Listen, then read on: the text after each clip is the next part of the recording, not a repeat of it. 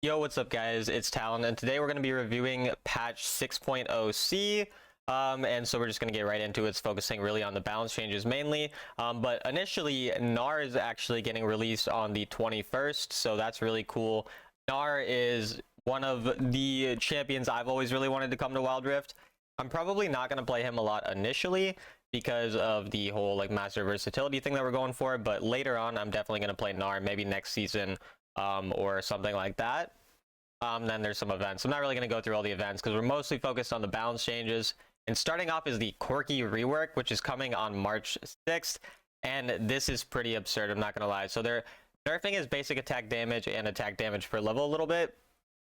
But then if we go to the abilities, this is where it gets really crazy. So now his passive is changing from where it did, his auto attacks did 20% physical damage and 80% magic damage to now doing 100% physical damage plus 20% true damage. I mean, this is going to make him melt through tanks. 20% true damage is absurd. Like, I can't believe that's a real thing that I'm reading on my screen to you guys right now, but that is crazy to me. That alone will already make Corki really good. Additionally, the package will now be gotten after you hit an enemy champion 6 times with your ultimate. You then get the package, and you then can pick it up to get 4 like big rockets basically. So it's a bit different than the old package. They're removing the like whole like long dash, knocking everyone away thing, and then this is like kind of the new package. So yeah, then the first ability is getting an increase in the speed. The cooldown is going to be higher early levels, but it's going to be lower when you are full level. The damage on it is now going from you know, like all the normal damage, the base damage it had, plus 70% bonus AD and 50% AP scaling, to now the same base damage, but 120% bonus AD and 100% AP scaling. So the scaling on the first ability is becoming way stronger, and it's going to have a faster, like, you know, speed. Pretty insane. The second ability then, again, they removed the special delivery, like the package part. The cooldown of it is getting lowered a bit at every level. It's taking less mana every level as well. And then it's going to do a bit more damage in terms of the scaling, I believe, where it's going from just 40% AP to now 60% AD scaling and 60% AP scaling. But the trail is going to burn for 0.5 less seconds. So overall huge as well.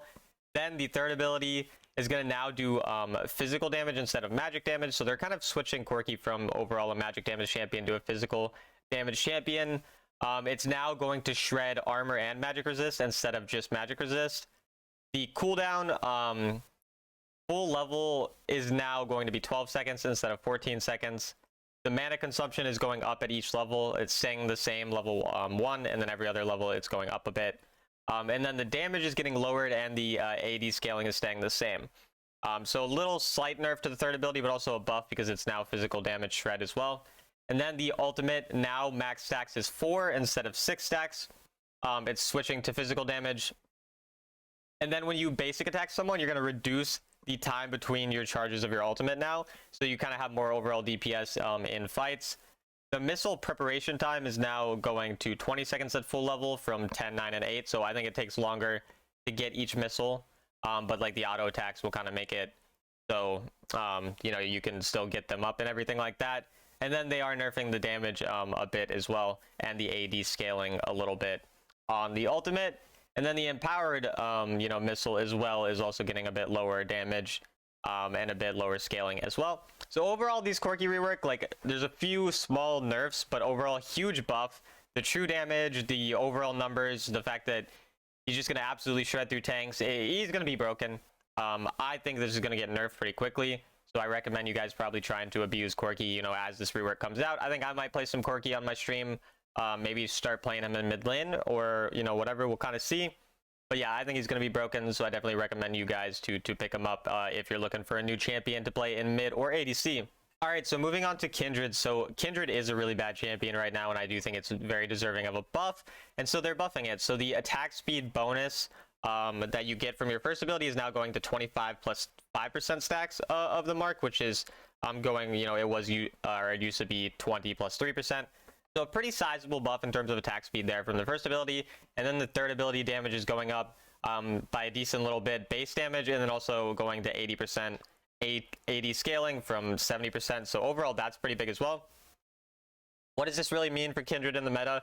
Overall, I don't think Kindred's going to be super strong still, but obviously buffing damage on an ADC jungler is going to make it, better. So, like, to me, yeah, I don't really think this necessarily changes Kindred's spot in the meta as a whole, or like what matchups is good or bad into.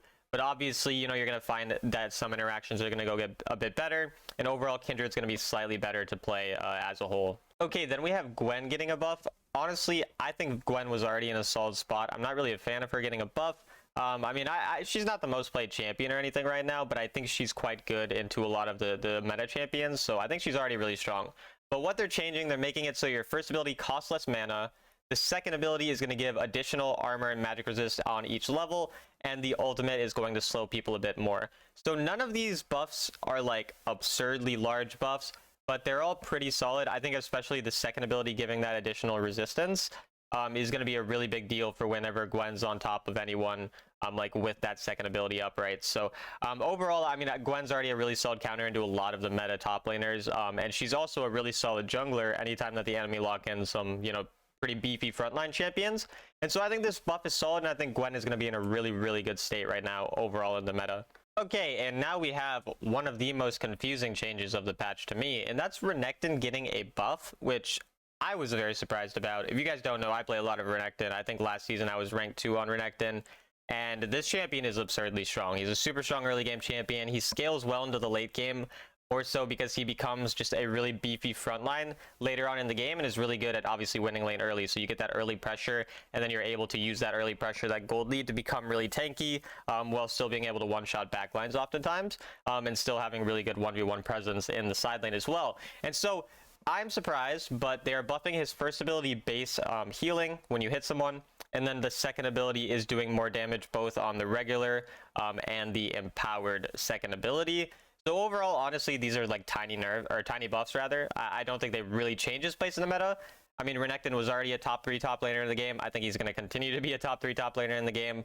So definitely, if you guys are Renekton enjoyers, you should probably continue to play him a lot. Okay, and then they're buffing Rakan next, which I think is pretty funny because a lot of times people would always make that joke about how Rakan always gets nerfed. And so it looks like finally Rakan is getting buffed. He's getting on the right side of history this time. And they're buffing his first, second, and third ability. So his first ability is going to get a lower cooldown, and it's going to do more healing at every level. The way they're changing that is that the base regen is now going to be 30 instead of 15, plus the champion level, and then now it's being multiplied by 6 instead of 7. But even though it's being multiplied by 6, it will still be more overall because of the base being 30. So especially good in the early game, but just a buff overall. The second ability then, cooldown, is going to be the same at level 1, but it's going to get lowered at every other level. So that second ability is going to be a lot easier to get off more frequently in the later parts of the game. And then the third ability, cast range, is going to be higher. So if you're ever struggling where like your teammate's almost in range, but he's not quite there, then that's going to be good for you. I love Rakan personally. He's probably my second favorite support apart from Thresh to play. So I might start playing him a bit more when I am autofilled to support, because we're doing like, the mid lane stuff right now to get master versatility. But when I do try to go for master versatility or to get levels 14 on support, I might think about playing Rakan now as kind of my main champion there. So we'll see about that. But overall, definitely Rakan. Still not like insane in the meta. Kind of the big issue with Rakan is that he loses lane to almost everything. He loses lane to enchanters, and he loses lane to pretty much every tank support. So he kind of struggles to get out of the lane phase, but if you do get out of the lane phase, you can find some nice engages. You have that really good engage, but the problem as well is that you're a lot squishier than the average engage support. And so when you're a lot squishier, you go in, you end up getting blown up way quicker than like a Nautilus would when they go in, and so it's just kind of difficult. So these lower cooldowns are going to help him get out easier in the third ability range, right? That's going to help him get out a little easier. But overall, I still think Rakan probably going to be a little below average as a support as a whole, but definitely going to be a lot better after these changes. Okay, next up we have a Vex buff. So what it looks like is that Riot Games just looked at my old champion pool and decided to buff every champion that I used to play a lot of. A lot of people probably don't know, but I've played like 500 Vex games. I used to play this champion a lot, and it makes sense that Vex is getting a buff. I think the problem with Vex as a whole is just that champions like Lissandra and Annie do what Vex does, just better. Like, they're also burst mages, they're also short range who are mostly focusing on pushing and then roaming and countering assassins and whatever. and so Vex just kind of was falling a bit behind because of that. But the Vex is getting first ability buff by 10 base damage on each level, and then a 10% reduction, or a 10-second reduction in the cooldown on the ultimate. So overall, I don't think this changes a singular thing about Vex, to be honest with you. I think that Vex is still just a counter pick into assassins, especially mobile assassins like, you know, Yasuo, Yone, this type of thing. Any assassin with a lot of dashes, Aurelia, you know, etc. So I really don't think this changes anything, frankly, but obviously maybe every once in a while you'll kill someone that you wouldn't have killed before, or maybe your ult will be up 10 seconds earlier and you'll get an extra kill. But overall, don't think it really matters very much at all. Okay, next up we have Swain. So Swain is getting 8 health per level on their base stats. They're buffing Swain's first ability damage on every level except for level 1 by 5, then 10, then 15, you know, going up in level. And then the ultimate is getting an extra 5 healing per second on every level. So overall, I think these are actually pretty solid number changes. I mean, Swain is very much like a stat checking champion that counters high or low range comps, right? Like, you know, if there are a lot of melee champions, Swain does really well into that. And so having extra HP, more healing, and some extra damage, I think that is pretty significant. I think a lot of people like they fall into the trap of picking Swain every game. Like, there's a lot of people who I do think, you know, they watch Broken Support play Swain support, and then they're like, I want to lock it in every game because it's good at carrying and, you know, whatever. To me, Swain is really a champion you should lock in when you see like 3+ melees. Like, you see them lock in a melee support, you know, melee top, you know, maybe even an assassin or something in the mid lane. And when they have just a bunch of melee, it's really, really useful. And so that's overall, you know, I think that Swain's going to be significantly better into those kind of types of comps. But into comps that can kite or outrange really easily into the Swain, Swain is still pretty useless. So just keep that in mind when deciding whether or not to lock in Swain. Okay, and then we have some system changes. So Rod of Ages is now going to take, is going to get 1 stack every 35 seconds instead of every 40 seconds. I don't really think this changes a lot about whether or not you're going to build Rod of Ages. Obviously, you're going to get your, you know, stacks up like a bit quicker. It's going to be slightly useful, but I don't really think this changes the item that much as a whole.